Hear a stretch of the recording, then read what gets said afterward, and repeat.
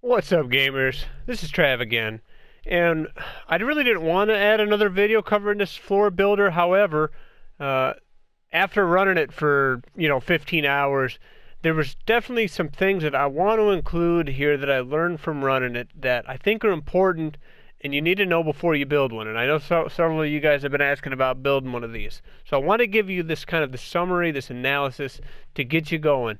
All right, and before I begin, if you do enjoy this kind of stuff, this technical PS4 Minecraft stuff, please leave a like on the video and subscribe if you haven't already, and hit the bell for future technical Minecraft stuff. So anyway, let's get to the video.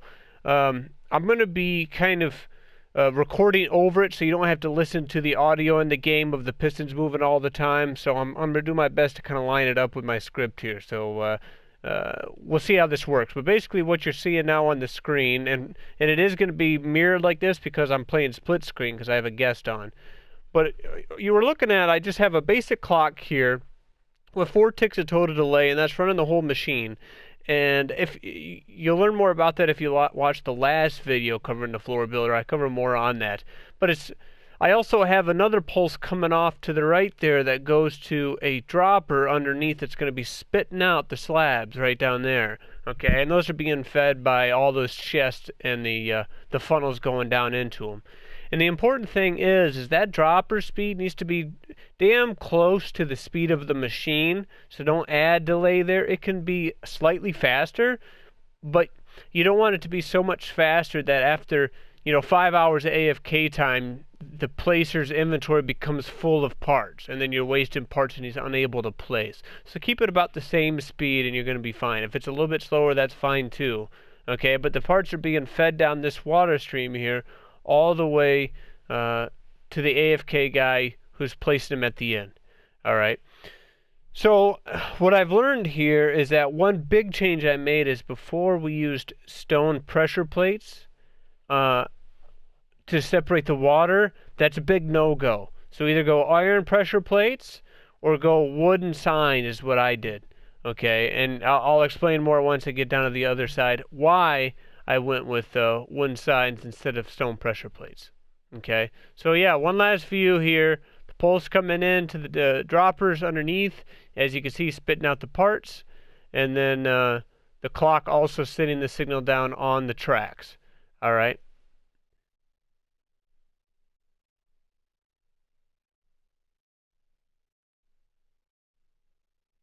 So the biggest thing to take away with the pressure plates is the parts can activate them when they go over. And that's where you're going to run into an issue. So by going with wood signs, you avoid that issue, but also it can be broken by glass moving into them. Now something else I added underneath here. So if you take a look here, you can see right on the inside of the ice we have the trap doors. And now that I had in the last video. And that's for us to stand on the AFK guy and then they get pushed along it. But what I also added to the side here is a row of carpets. Okay, so that means you're going to have to fill in blocks underneath there and place your carpets on top. But by placing carpets there, if you hold L2 against carpet, nothing happens. All right, and without that, sometimes if the AFK player was bumped, the his blocks would misplace and they would start stacking up and the machine would break. But by having the carpet there, prevented him from placing blocks while they were also destructible. And to the left of the carpet, you have to make sure those 3 or 4 lines of bedrock are open and there's no blocks in there. So when the flying machine comes over, it doesn't stick to anything. It's just bedrock. Okay? So as we come up here, you'll see the guy placing against just past the carpet.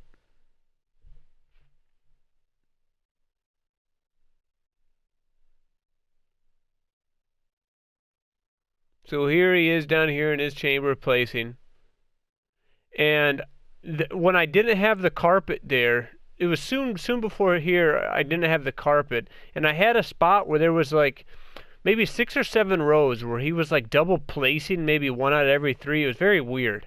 And he was just placing a bunch. What I found is because right here we used to have the stone trap doors, and then once they got right next to him right there, they would activate from the parks going over him, and they would open and close that trap door right there, and that would push him forward, kind of like what you just saw there, which was kind of a weird glitch. But when he gets pushed forward, then he starts double placing slabs, and then, well, you're not obviously suiting the purpose of the machine and placing bottom slabs. So putting the carpet there is step 1, and then also replacing the stone bottom slabs is step 2. Now, still randomly, he will get pushed forward like he just did. But it was maybe once every 5 hours or so. Like, it was rare. So it's not completely AFK-able. I do have to check in on him.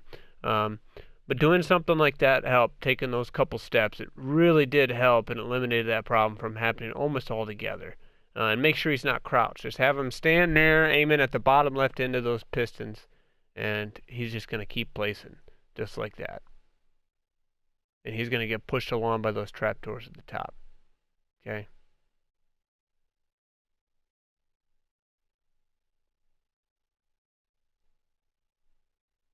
So let's go kind of take a look at the machine a little bit. I got these guys kind of stuck in the floor. I thought this was kind of cool. I think I have a couple of them. They're just stuck in the floor. Whatever. But anyway, you can see how the machine is sliding all the blocks down. And it didn't have any issues with that. So the blocks all the way down. I kind of like, too, underneath this floor where the lava was. It's cool at night because it kind of glows up and it glows in the patches where the lava's underneath. It kind of makes the floor look kind of cool. I like it. But here you see it all sliding down. And it'll get all the way to the end. And if you look at those glass blocks moving back and forth, they leave a gap. It's going to get all the way to the end, and then it's going to leave those holes. So he's going to keep placing as those holes get filled up before the machine advances. And we'll come down and we'll take a look at the end here, and then we'll talk about more about how the machine advances. So let's go down to the end.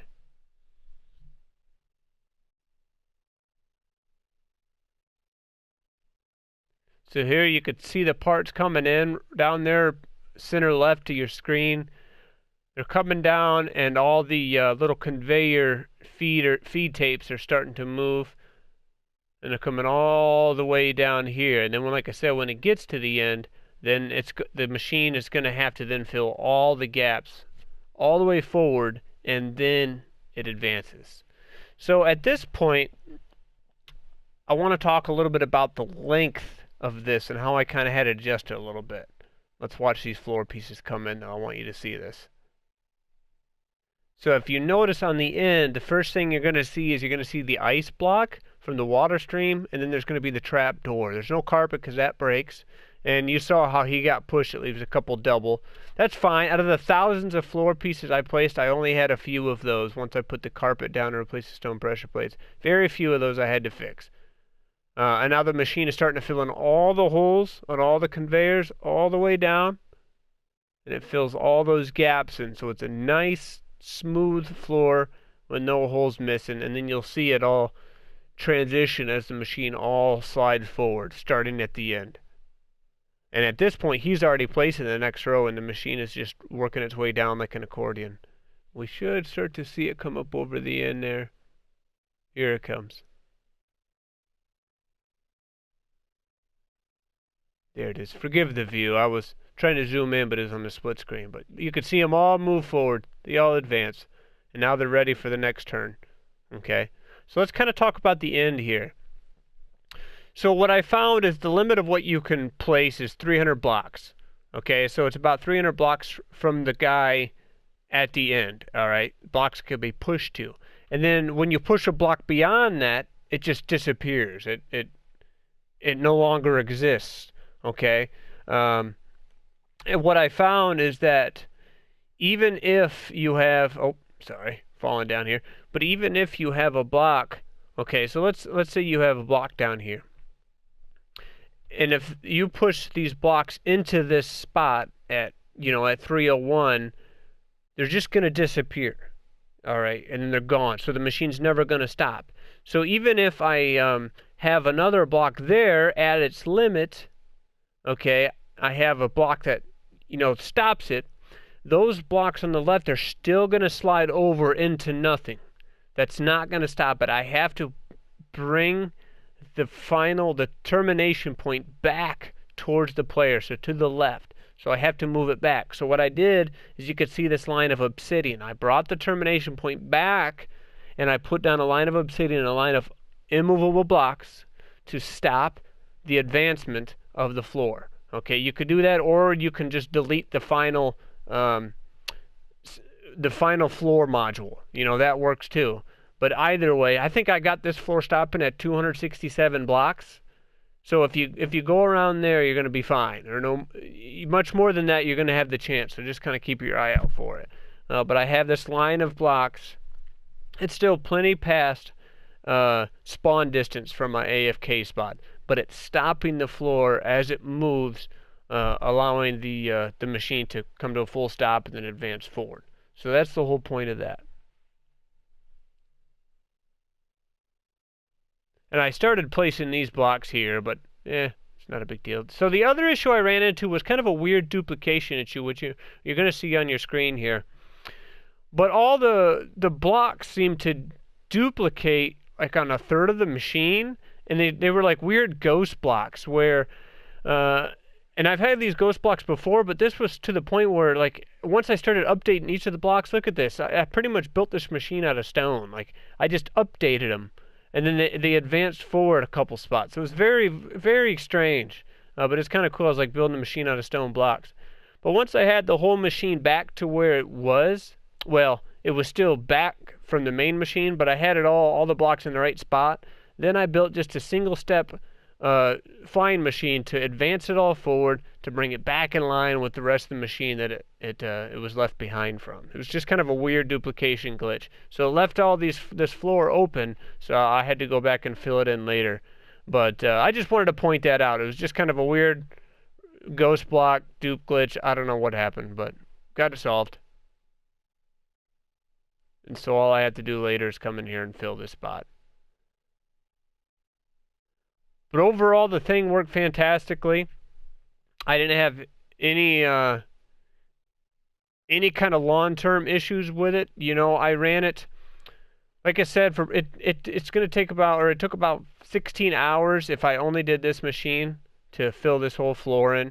But the nice thing about it, since it's pretty much AFK-able, I could use my main account, and I can either, place slabs ahead of the machine and get it to work that way, or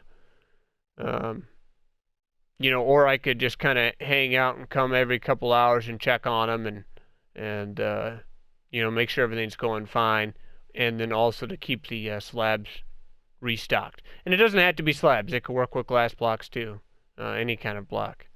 But yeah, the machine worked fantastic. So the part feed, the hoppers way over the left coming down this water stream. When I first started the machine, I started about at the halfway point. I built the clock and the part stream. And then once the machine got to that point, I stopped the machine. And then I moved the part stream and the clock all the way to the end. Okay, so it was too far from the placer that the things would be out of render distance. So I did that. I think that pretty much covers it, guys. I don't think there was anything I forgot. With this in the last video, I'm confident you guys are going to be able to put one of these together to cover up to make any size floor you really want. But I hope you enjoyed the video. Please leave a like, subscribe, hit the bell for notifications and when the next video comes out. If you're really interested in technical Minecraft on the PlayStation 4 and even on Java Edition, please subscribe for more future update. I'm glad we got this floor behind us, so now we can move on. This is Trav. See you next time. Bye for now.